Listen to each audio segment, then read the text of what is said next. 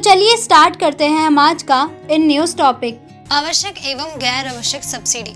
हाल ही में पंजाब सरकार द्वारा 300 यूनिट तक मुफ्त बिजली प्रदान करने के लिए एक सब्सिडी योजना की घोषणा की गई, जिससे एक बार फिर सब्सिडी को लेकर बहस छिड़ गई है और इस पर मनन की आवश्यकता उत्पन्न हुई है कि वे कौन सी आवश्यक वस्तु और सेवाएं हैं जिनकी समाज के वंचित वर्ग तक पहुंच सुनिश्चित करने हेतु सरकारी प्रयासों की आवश्यकता है। आवश्यक एवं गैर आवश्यक सब्सिडी योजना क्या है? यह किसी वस्तु, उदाहरण के लिए गेहूं और चावल, जिनकी सरकार द्वारा खरीद की जाती है के बाजार मूल्य और उस मूल्य के बीच का अंतर है, जिस पर उन्हें सब्सिडी युक्त खाद्यान्न के रूप में लाभार्थियों को बेचा जा रहा है। चूँकि भारत एक विकासशील देश है, इसलिए अधिकाधिक जनसंख्या तक सब्सिडी के शुद्ध कवरेज को बढ़ाने के लिए सीमित बजटीय संसाधन ही उपलब्ध है।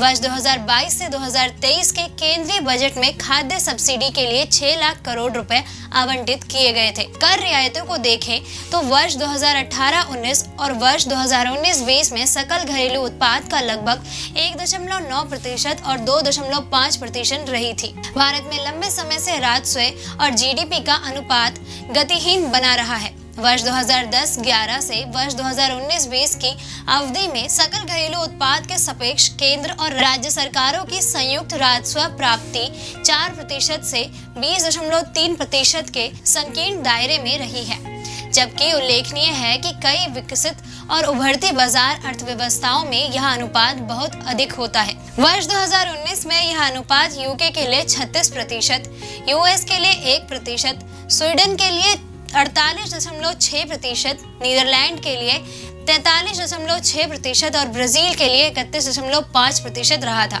सब्सिडी के प्रकार के लिए क्या है वितरण तंत्र?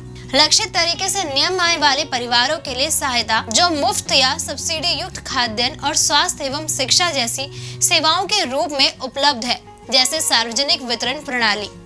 उदाहरण के लिए लाभार्थी के बैंक खाते में प्रत्यक्ष लाभ हस्तांतरण यानी डीबीटी, ताकि कोई व्यक्ति अपनी पसंद के अनुसार खुले बाजार में किसी भी खाद्यान्न का चयन करने के लिए स्वतंत्र हो, और दूसरी ओर वह पीडीएस के माध्यम से भी सब्सिडी युक्त खाद्यान्न का लाभ उठा सके। निवेशकों और उत्पादकों की चयनित श्रेणियों को समर्थन देने के लिए प्रोत्साहन, जो सामान्य रूप से या पिछड़े क्षेत्रों जैसे कुछ खंडों में निवेश को बढ़ा देने के लिए पेश की गई है। उदाहरण के लिए उत्पादन लिंक्ड प्रोत्साहन यानी पीएलआई। सब्सिडी के लिए चयन का औचित्य क्या होना चाहिए? सीमित बजट, खराब लक्ष्यीकरण और लीकेज के साथ हमें उन वस्तुओं पर ध्यान केंद्रित करने की आवश्यकता है जिन्हें आवश्यक और उत्कृष्ट वस्तु माना जाता है।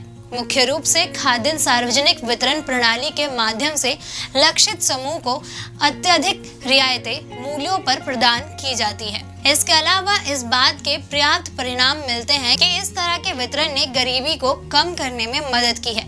वस्तुओं की एक ऐसी श्रेणी भी है जिसे उत्कृष्ट या मेरिट वस्तु के रूप में जाना जाता है, जहां महत्वपूर्ण सकारात्मक बाधाएं उनके उपयोग से संबद्ध होती है। उदाहरण के लिए स्वास्थ्य और शिक्षा से संबंधित प्रावधान, जिसमें मध्याह्न भोजन और नाश्ता शामिल है। इन मामलों में ऐसी वस्तुओं के उपयोग का लाभ निकटस्थ उपभोक्ता से अधिक व्यापक समुदाय तथा प्रसारित होता है। क्या है भविष्य? अभिनव समाधान, प्रौद्योगिकी का लाभ उठाने वाले अभ्यर्थियों के उचित लक्ष्यीकरण की आवश्यकता है। विनियमन निकाय, एक कुशल खरीद और सार्वजनिक वितरण प्रणाली स्थापित करने की आवश्यकता है, जो खरीद और वितरण का प्रबंध करे। इससे लीकेज और परिहार्य प्रशासनिक लागत पर रोक लग सकती है। वस्तु और सेवाओं का चयन, समय की मांग है कि सब्सिडी को केवल आवश्यक और मेरिट वस्तुओं तक सीमित रखा जाए। राजकोषीय अवसर की कमी, वस्तुओं और सेवाओं पर बहुत ही कुशल एवं चयनित सब्सिडी प्रदान करने की आवश्यकता है, क्योंकि समग्र वित्तीय सहायता सीमित है। राजस्व का सृजन, केंद्रीय और राज्य दोनों स्तर पर सरकारों और उनके वित्तीय राजस्व को और सुदृढ़ करने के लिए पर्याप्त ध्यान देने की आवश्यकता है।